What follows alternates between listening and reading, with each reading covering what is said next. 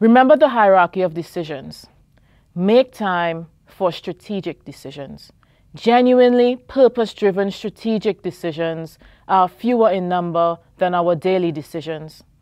These decisions bring us closer to fulfillment of our purpose. They are time and energy intensive, and once made, they are difficult to undo. Most importantly, these decisions drive, influence, and infect the endless stream of daily, much more frequent decisions you make every day. So make them wisely and make them count.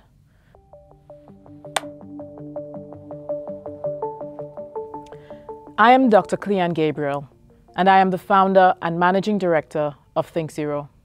I am a sustainability specialist, consultant, author, and public speaker. I've been working in sustainability for the past 16 years. I'm a mother. I am Australian, but I was born in Trinidad and Tobago in the West Indies. I've been told that I make it all look so easy. But what you don't see is the constant juggling, the sleepless nights, the second guessing, all the failures, all the missed deadlines, and of course, the mum guilt. In some ways, I am so sorry that I have made it all look easy.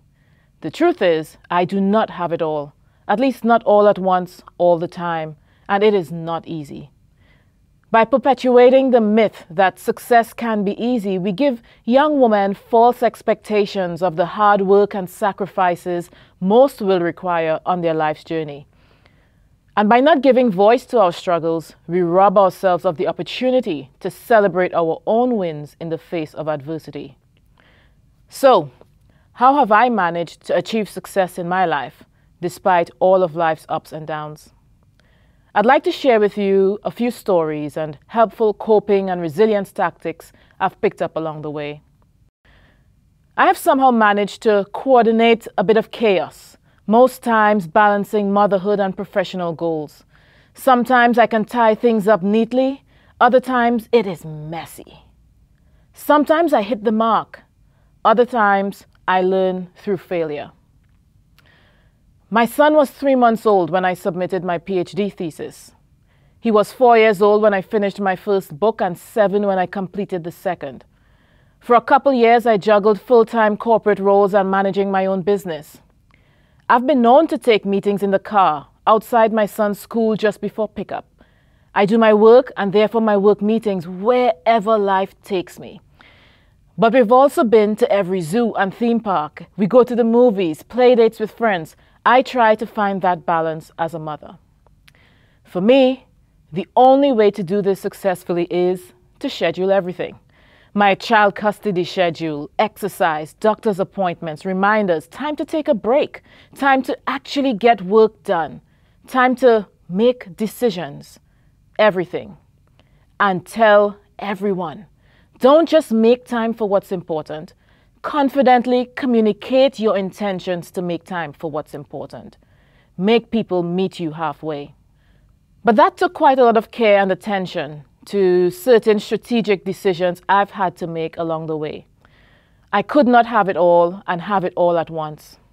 If I wanted to be present for school pickups a few times a week, I'd have to sacrifice after-work drinks and networking or business events. Some days I'm a good mom, and some days I'm a good professional. Other days, I just need to be a good daughter, sister, partner, or friend. I am not good at all of the above all the time. I believe that accepting this rhythm of life is what ultimately, cumulatively, and perhaps only retrospectively defines the quality of our relationships. Remember the hierarchy of decisions. Make time for strategic decisions. Genuinely purpose-driven strategic decisions are fewer in number than our daily decisions. These decisions bring us closer to fulfillment of our purpose. They are time and energy intensive, and once made, they are difficult to undo. Most importantly, these decisions drive, influence, and infect the endless stream of daily, much more frequent decisions you make every day. So make them wisely and make them count. Those big life decisions are worth the time and effort simply because they influence what you are forced to juggle every day. And once you decide, show up. Remember that life is cumulative and the only thing that matters is the overall result. Forget about doing it perfectly all the time. Sometimes it's enough to just get it done. I was raised by a single mother, along with 3 siblings. We moved a lot.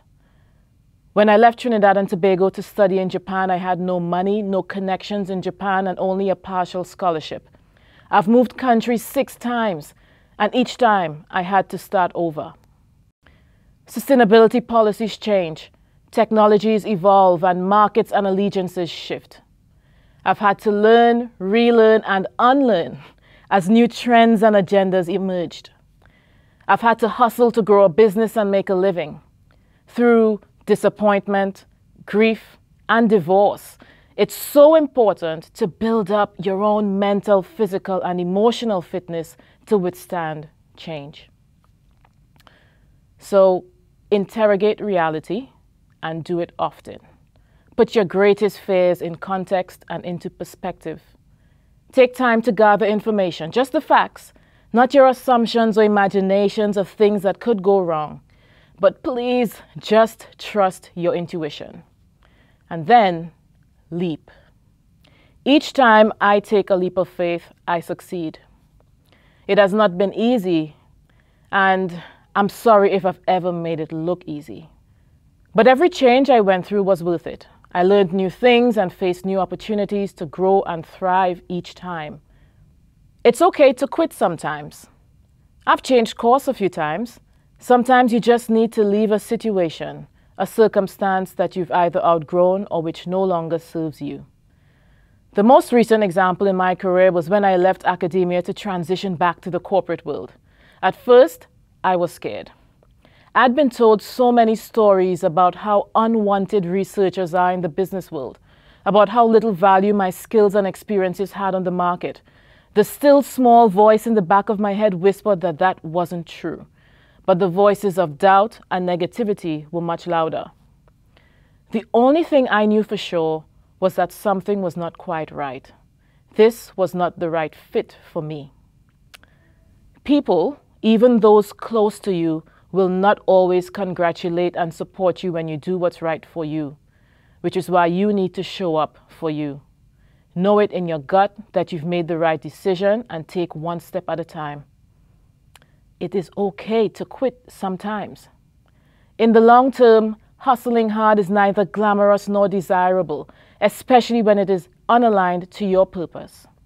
Not to mention, sometimes gathering a variety of meaningful experiences in life can enhance your emotional resilience and improve your overall life prospects much more than doing the same thing forever.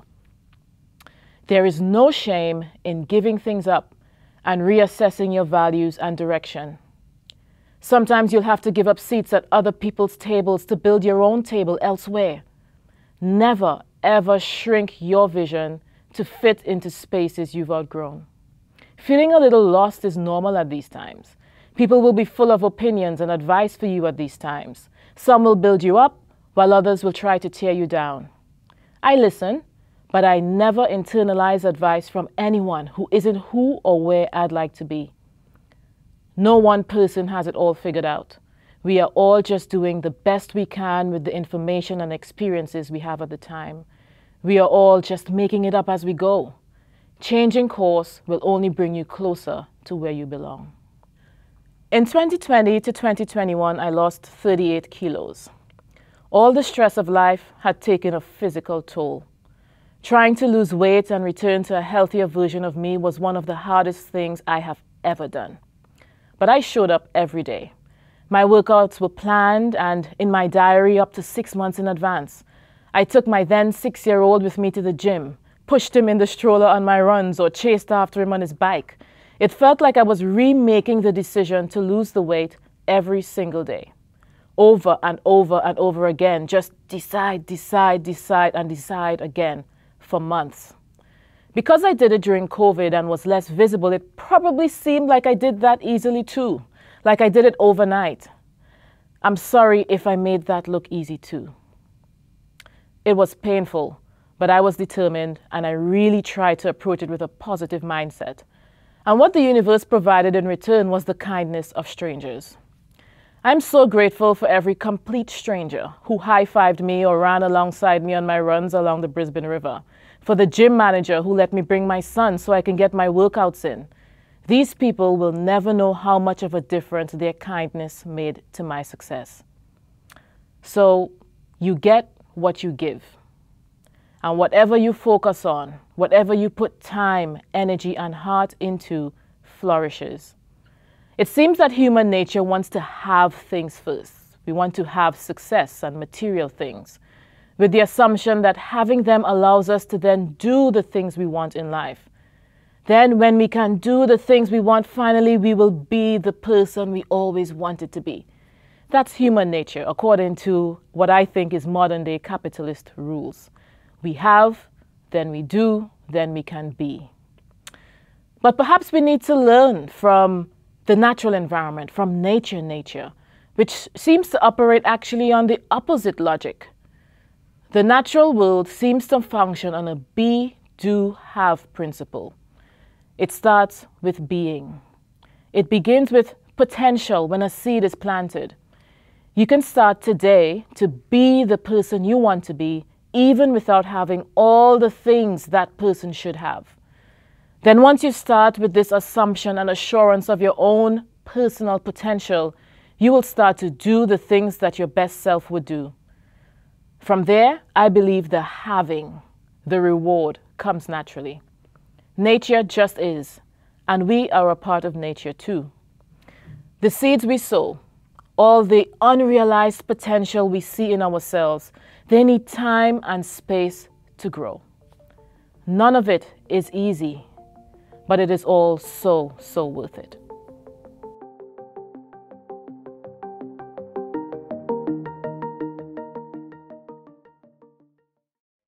Maybe I should change careers. I need to go to like broadcast media or something.